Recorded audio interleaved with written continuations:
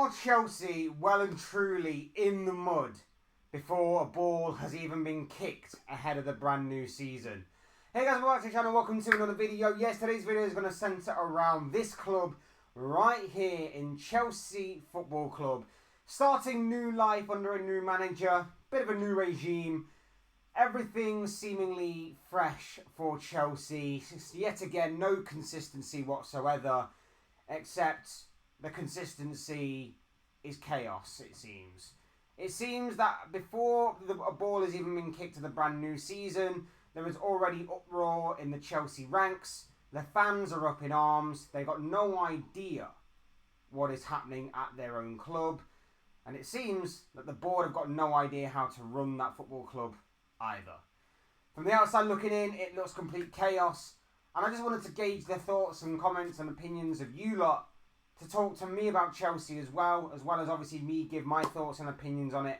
So without further ado, I would like people to please like the video and also subscribe if you're new. Both things are always and very greatly appreciated. Get involved in the comment section like I say. Use and abuse that comment section, people. Give me your thoughts, comments, opinions, predictions, feelings, whatever you want to call it on Chelsea Football Club. It would be great to hear from you all. I would love to hear what you have to say about this football club. Without further ado, let's go on with the video. Let's talk Chelsea, Enzo Maresca, Clearlake, Todd Bowley and everything else in between.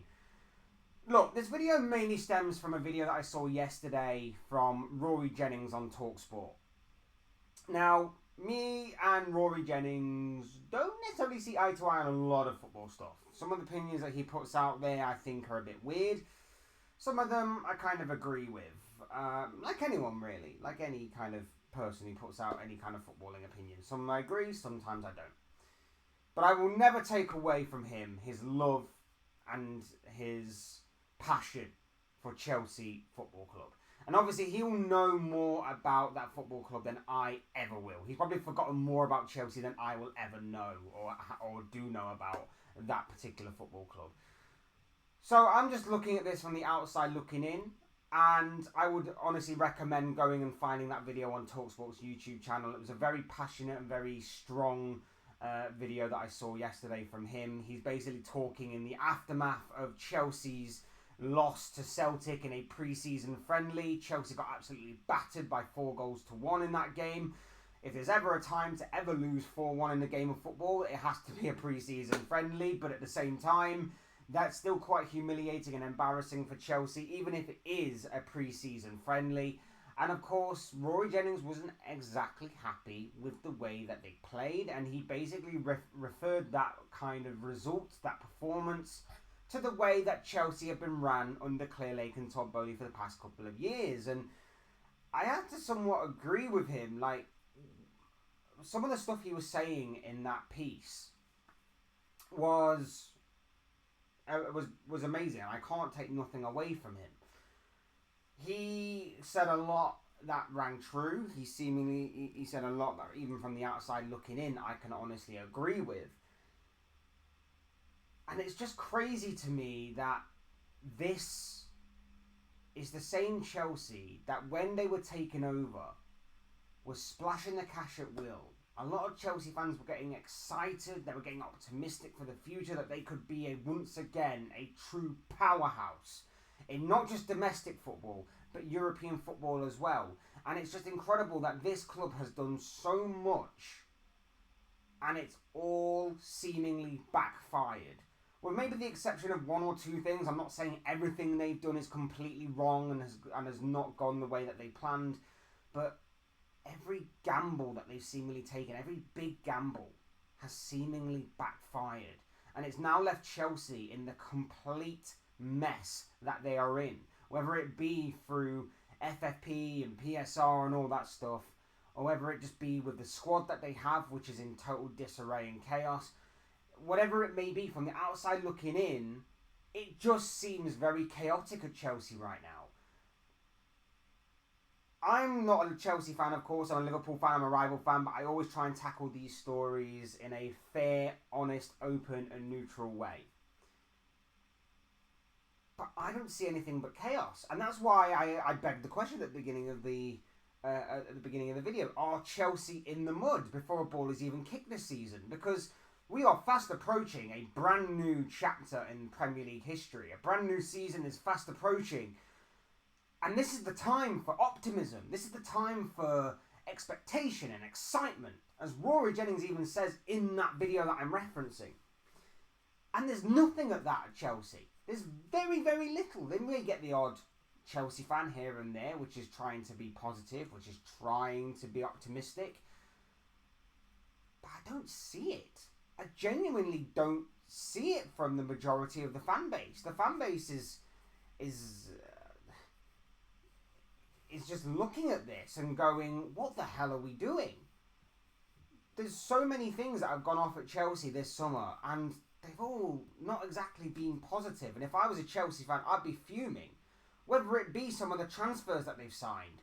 Now, don't get me wrong, one or two of them may actually come to fruition, may actually come to the forefront, and may actually live up to the potential and expectation that they are promising. That Mark Guiu, I think he looks decent, for example.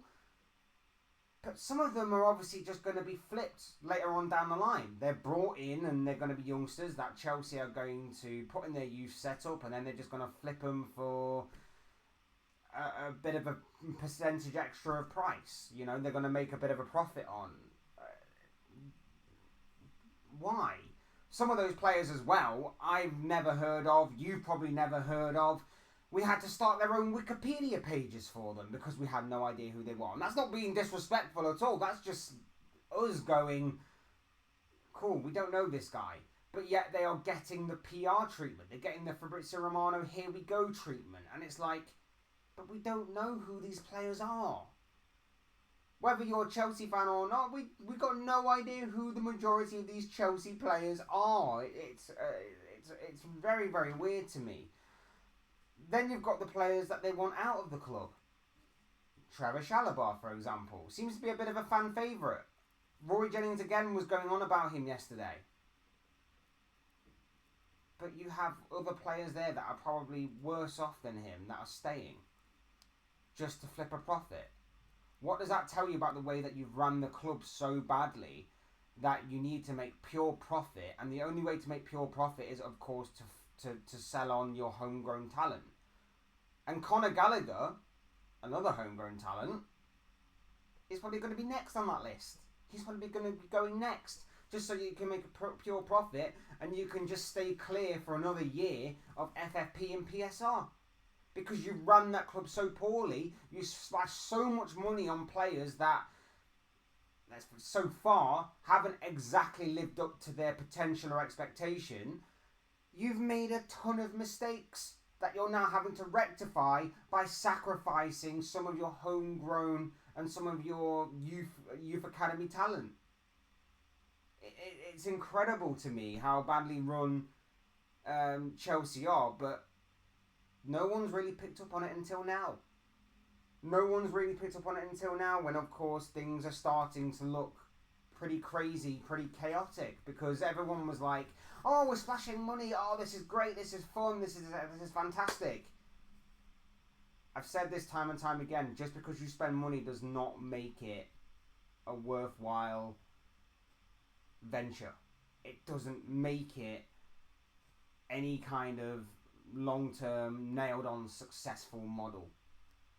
It just means the expectation rises. It just means that if you fail, the gamble hasn't paid off and you are going to be left in this kind of situation. There is so much chaos and disarray seemingly at Chelsea right now that I honestly do fear for the season ahead for them.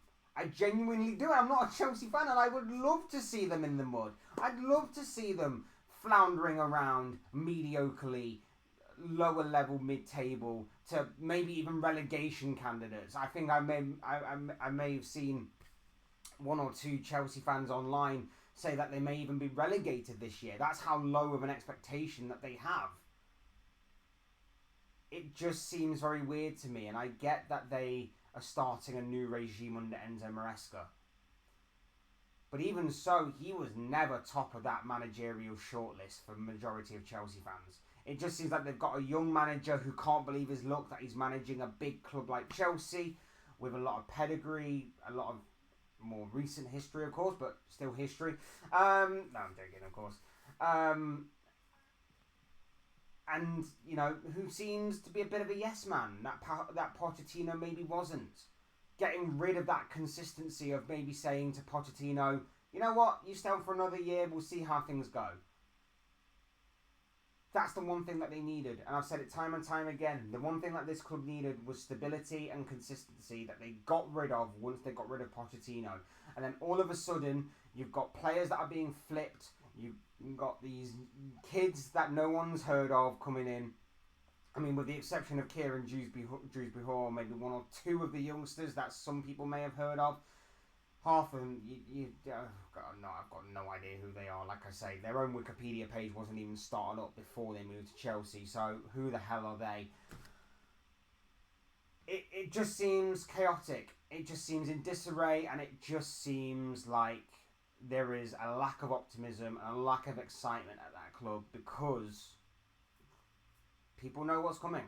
People know what is coming. It's going to be another season that is going to be mediocre. Now, of course, things can change. There is still plenty of time left in the transfer window. If reports are to be believed, they could be looking at bringing in Victor Osimhen and replacing Romelu Lukaku in his place for him as a bit of a swap deal going on there. If reports are to, like I say, be believed, that could be an incredible signing for Chelsea, and that may solve one massive issue that, of course, has been hindering the club for many a year now in terms of not buying a recognised and proper number 9 striker. There's still plenty of time left to bring in the experience that, of course, was lacking last season.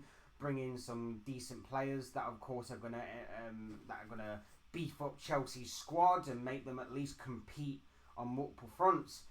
But as I'm looking at this Chelsea side right now, and of course with everything else going on as well, I'm talking about the Enzo Fernandez stuff, the squad seemingly in total chaos themselves, the board in chaos, not knowing how to run the football club, the brains behind the operation not necessarily being football people and just being business people. It's a madness right now. It truly seems to be a complete madness right now. And I look at this Chelsea side who, in my opinion, next season, they should be at the very least challenging for Champions League places. They should, at the very least, go on 2 decent cup runs in both the Carabao and the FA Cup. And they should